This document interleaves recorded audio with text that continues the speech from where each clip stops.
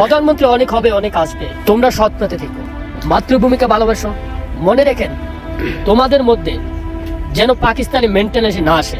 তোমরা পাকিস্তানের সৈনিক নও, তোমরা বাংলাদেশের সৈনিক। তোমরা হলো আমার পিপল আর্মি, তোমরা পেশাদার বাহিনী নও, তোমরা শুধু সামরিক বাহিনী নও।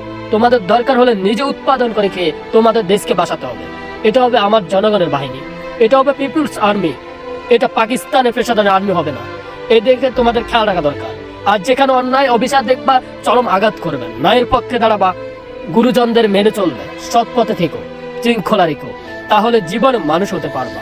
এটা তোমাদের ভুললে চলবে। এটা ছিল বঙ্গবন্ধুর ভাষণ এবং তিনি এভাবেই কথা বলেছেন। কিন্তু আজকে সেনাবাহিনী তারা কি করছেন, কোন পদক্ষেপে যাচ্ছেন? তারা ছাত্রদের বিরুদ্ধে আন্দোলন, তারা ছাত্র জনতার বিরুদ্ধে গুলি করছেন, তারা এই দেশের মানুষের বিরুদ্ধে করছেন।